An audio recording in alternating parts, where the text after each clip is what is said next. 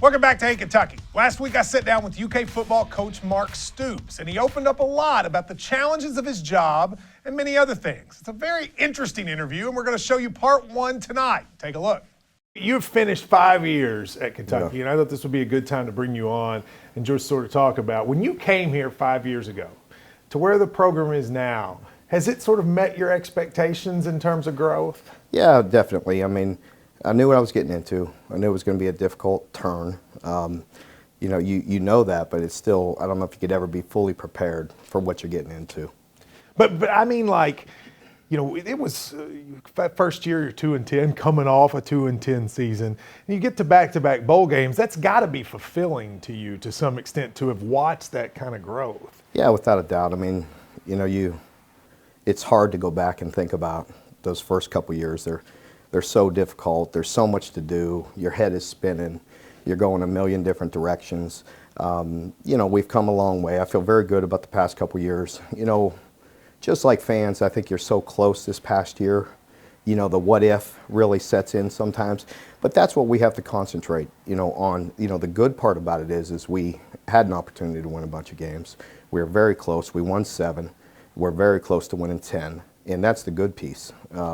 Then the other factor is we have to go back and look at what can we do to make those plays up, to make sure we get that opportunity to win 8, 9, 10 games. Now, you had coached at a lot of schools where, high quality programs. But it's different when your name's on it. Like when you're the figure point of criticism. I have had to learn over the last few years how to deal with criticism, where you just hear people going after you. Yeah. I know coaches say they don't hear it. Yeah. But you hear it to some level. How do you deal, just on a personal level, when you hear people criticizing you and you think, well, that's not fair. How do you deal with that? Because it has to be new to some extent. It is, and I agree with you. To say that you could block it all out, that's probably not realistic. I mean, it's just not. It's really not. And, I think, you have to control the things you can control. I think, people get, I get upset, and maybe others, when you feel like some things are unfair, when things aren't exactly accurate. I'm really willing to own a lot of mistakes and take that, but then there's a part of it where you feel like the negativity is gonna stunt the growth of your program. Do you feel that way sometimes? Like I wonder, it's such a fine line now because fans can get on social media. They now can talk to players. That didn't used to be able to happen. Their opinion can almost be magnified because one person hears it and goes, well, I agree with that person, and then they do it. Do you feel like that can happen and that you can get sort of it out of rolling and it can have an effect? Without a doubt, both ways. I think you could see the positive things and the excitement, and that can help in a lot of ways, and so can the negative. I think, it's very important to educate our players and to reach out to our players and talk to our players quite a bit with the social media, because they could take that very personal. And I think that can definitely change the attitude of a team.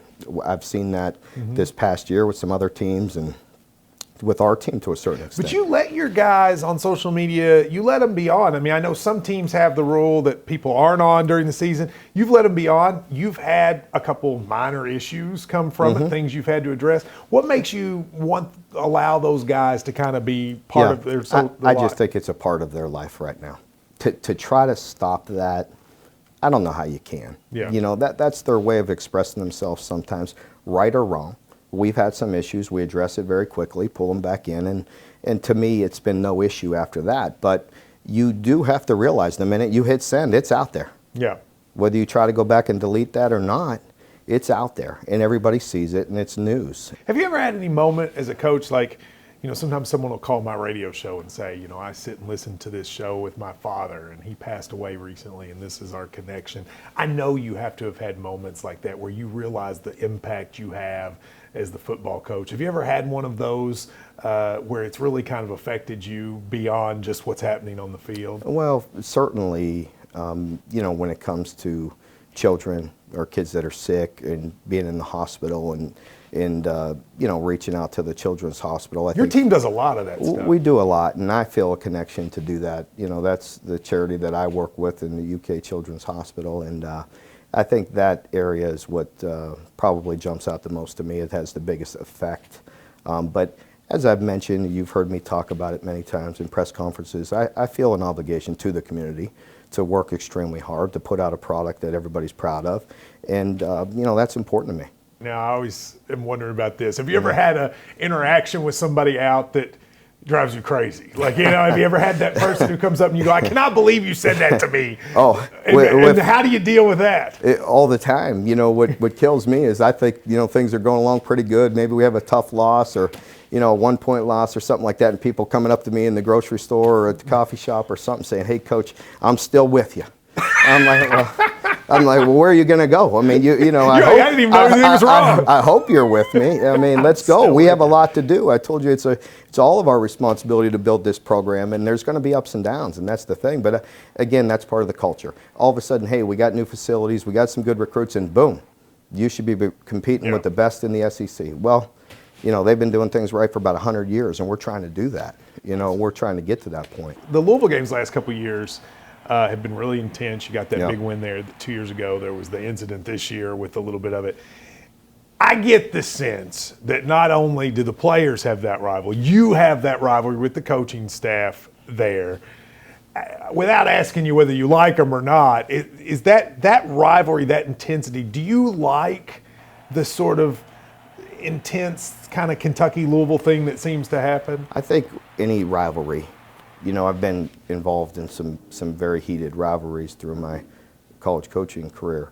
I think it is important to have that, and I think it does set the tone, you know, throughout the organization that game's important.